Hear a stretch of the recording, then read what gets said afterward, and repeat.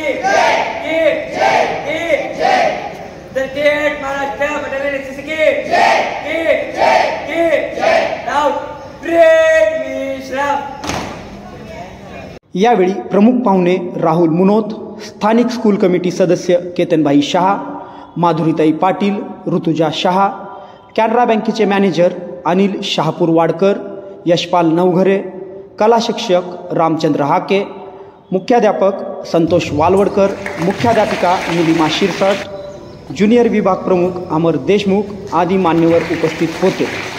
या कार्यक्रमाचे औचित्य साधून 10वी बोर्ड परीक्षेत प्रथम क्रमांक मिळविलेल्या राजनंदिनी नितीन काकडे, द्वितीय क्रमांक संबोधी जगदीश माने, तृतीय क्रमांक कोमल प्रवीण जोशी, यशोधरा ज्ञानेश्वर बनसोडे व 12वीत प्रथम क्रमांक आदिती सुधाकर जेटीथोर, द्वितीय क्रमांक ज्योती रवींद्र कांबळे, तृतीय क्रमांक अंकिता परशुराम गायकवाड या गुणवंत विद्यार्थिनींचा सत्कार करण्यात आला। याचबरोबर सावित्रीबाई फुले पुणे विद्यापीठाद्वारे घेण्यात आलेल्या सहाय्यक प्राध्यापक पदासाठीची पात्रता परीक्षा म्हणजेच सेट परीक्षेत उत्तीर्ण झाल्याबद्दल प्रशालेतील शिक्षक श्री अण्णा दीक्षित यांचा विशेष सत्कार करण्यात आला। हा फक्त राष्ट्रीय उत्सवाचा दिवस नव्हे,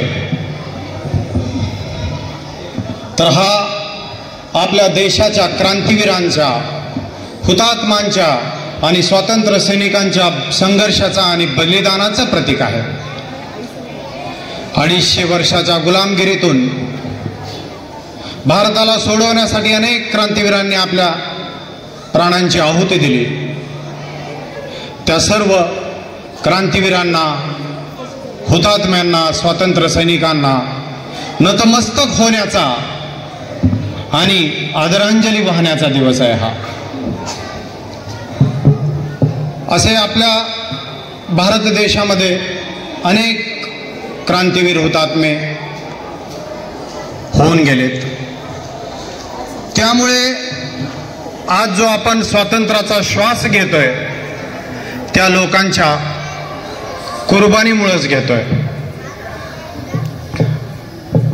कारण मला असा एक प्रसंग सांगू वाटतो आपल्या आजच्या दिवशी.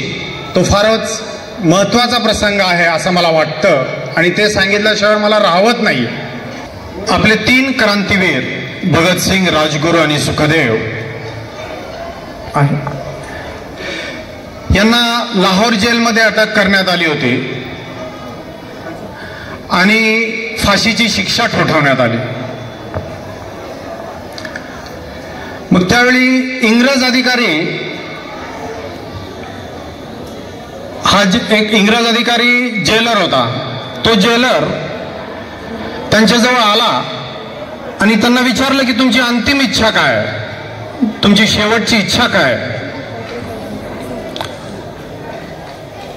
तर त्यांनी सांगितलं की प्रत्येकाला इच्छा तर वेगवेगळी असेल असं वाटलं, पण तिघांनी एकच इच्छा आपली बोलून दाखवली.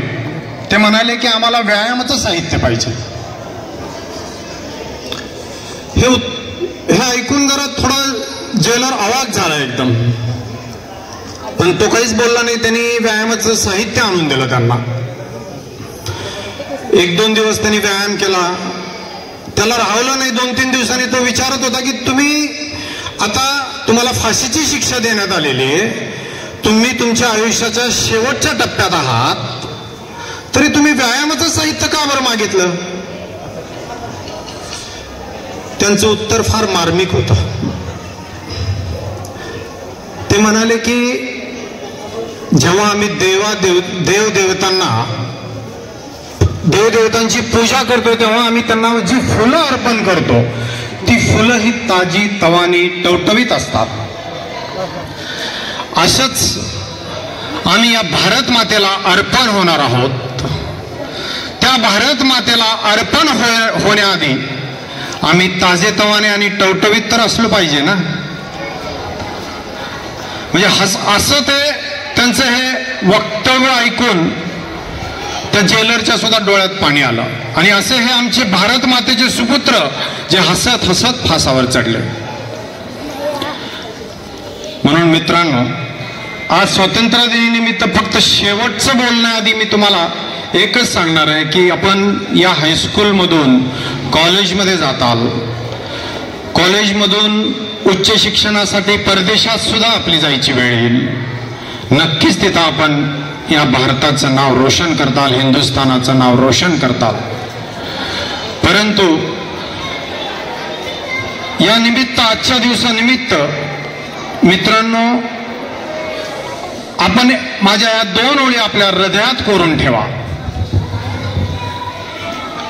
कि जब आंखें खुले तो धरती हिंदुस्तान की हो, जब आंखें बंद हो तो यादें भी हिंदुस्तान की हो.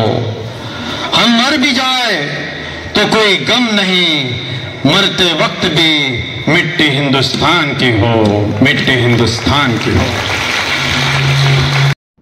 कॅनरा बँकेमार्फत मॅनेजर अनिल शहापूर वाडकर व यशपाल नवघरे यांनी ST व SC कॅटेगरीतील गुणवंत विद्यार्थिनी राजलक्ष्मी काकडे, भूमिका क्षीरसागर, सांची तळभंडारे, आकाशी जाधव, आबोली भंडारे, राजवर्धनी काकडे यांच्यासह एकूण 6 विद्यार्थ्यांना शिष्यवृत्ती दिली.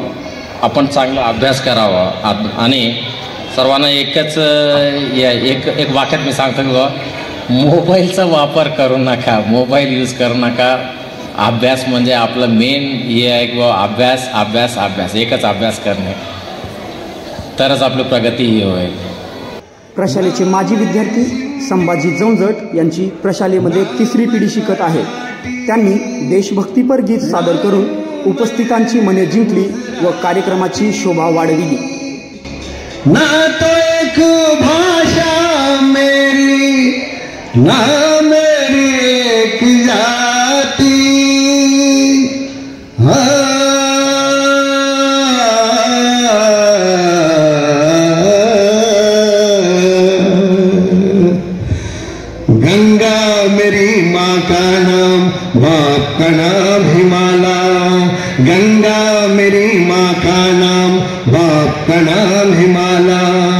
अब तुम ही खुद फैसला कर लो मैं किस सूबे वाला।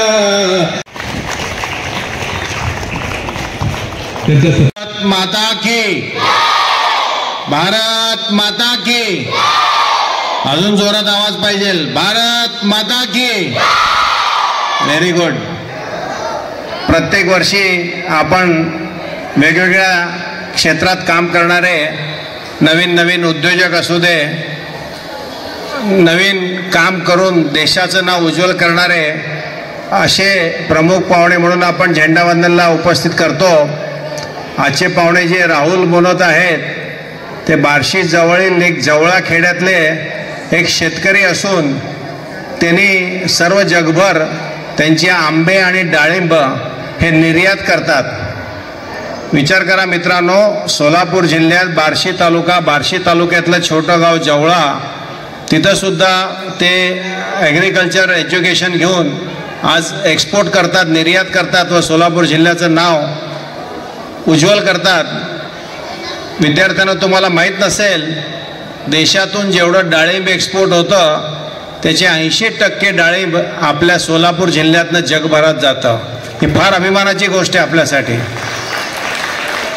महाराष्ट्रातून सर्वात जास्त केळी, आपण केळी खातो ना, केळी हे सोलापूर जिल्ह्यातून निर्यात होते। सर्वात हायेस्ट केळी आपण सोलापूर जिल्ह्यातून निर्यात करतो। आपल्याकडे उत्पादन जळगावला जास्त आहे पण निर्यात आपल्या जिल्ह्यातून जास्त होते। तिसरी गोष्ट तुम्हाला सांगू इच्छितो मुलांनो, देशभरात सर्वात जास्त साखर कारखाने हे आपल्या सोलापूर जिल्ह्यात आहेत। 36 साखर कारखाने आपल्या सोलापूर जिल्ह्यात आहेत। ह्या सगळ्या अभिमानाच्या आपल्या सर्व गोष्टी आहेत। आपल्या जिल्ह्यातून जगभरात टॉवेल, नेपकिन आणि चादर हे एक्सपोर्ट केले जाते। इथून द्राक्ष एक्सपोर्ट होतात, मनुके एक्सपोर्ट होतात। आता फक्त विमानसेवा राहिली होती, ती सुद्धा पुढच्या महिन्यात चालू होते। तुम्हाला सर्वांना माहीत आहे की विमानसेवा चालू झाल्याशिवाय निर्यात वाढणार नाही, नवीन उद्योजक येणार नाही, IT क्षेत्र वाढणार नाही। त्याच्यासाठी आमचा अहोरात्र प्रयत्न असतो, तो आम्ही सफल करून दाखवला आहे आणि लवकरच विमानसेवा सुद्धा आपल्या शहरात चालू होते। सर्वात हायेस्ट ट्रेन आपल्या सोलापूर जिल्ह्यातून येतात जातात। 36 रेल्वे गाड्या आपल्या सोलापूर स्टेशनवर येतात व जातात। त्याचप्रमाणे 7 हायवे, 7 स्टेट हायवे व नॅशनल हायवे आपल्या सोलापूरला जोडले गेलेले आहेत आणि अजून 2 नॅशनल हायवे आपल्या सोलापूरहून जात आहे। एक आहे सुरत चेन्नई आणि दुसरा आहे नागपूर गोवा, ते सुद्धा वाया सोलापूर आणि अक्कलकोटहून जाणार आहेत। मित्रांनो, हे सगळं तुम्हाला माहिती असलं पाहिजे। आपल्या शहराबद्दल, आपल्या जिल्ह्याबद्दल आपण नेहमी पॉझिटिव्ह बोललं पाहिजे। आपल्या आजूबाजूला 5 तीर्थक्षेत्र आहेत, पंढरपूर आहे, तुळजापूर आहे, गाणगापूर आहे, अक्कलकोट आहे व सिद्धेश्वर देवस्थान, एवढे 5 तीर्थक्षेत्र असलेलं आपलं गाव आहे। यावेळी पंढरपूरच्या वारीला चांगला पाऊस पडल्यामुळं आज 15 वर्षाचं रेकॉर्ड ब्रेक झालं व 17 लाख भाविक तिथं दर्शनाला आले। 17 लाख। आपल्या अख्ख्या सोलापूरची लोकसंख्या 10-11 लाख आहे आणि फक्त आपल्या गावामध्ये पंढरपूरमध्ये जिल्ह्यामध्ये हा 17 लाख भाविक विठोबाच्या दर्शनाला आले। ह्या सगळ्या गोष्टी आपल्या दृष्टिकोनातून फार पॉझिटिव्ह आहेत आणि ह्या पॉझिटिव्ह गोष्टी तुम्हाला माहीत असलं पाहिजे। आपल्या देशाचं, आपल्या शहराचं नाव आपण अभिमानाने घेतलं पाहिजे। कोणी आपल्या शहराला नाव ठेवत असेल तर त्याला थांबून सांगायला पाहिजे की आमचं शहर एवढं चांगलं आहे, तुम्ही काय सांगताय? बरोबर आहे? सांगाल नक्की? आणि आता तुम्ही या शाळेतून शिकून बरेच विद्यार्थी मोठमोठ्या शासकीय कर्मचारी झालेले आहेत, अनेक पदावर गेलेले आहेत, अनेक उच्च शिक्षित झालेले आहेत। तुम्ही सुद्धा भविष्यात अशा मोठमोठ्या पदावर जावं म्हणून आमची तळमळ आहे।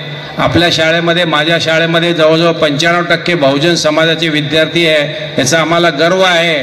ज्यांना खरीच शिक्षणाची गरज आहे त्यांना आम्ही शिक्षण देतोय। आमचे शिक्षकगण अहोरात्र प्रयत्न करतात व आपल्याला घडवण्याचा प्रयत्न करतात आणि हे घडलेले हिरे भविष्यात देशाचं, शहराचं नाव उज्ज्वल करतील एवढी मी खात्री देतो। कार्यक्रमाची प्रस्तावना प्राचार्य संतोष वालवडकर, सूत्रसंचालन गजानन गोरे, तर आभार प्रदर्शन अण्णा दीक्षित यांनी केले।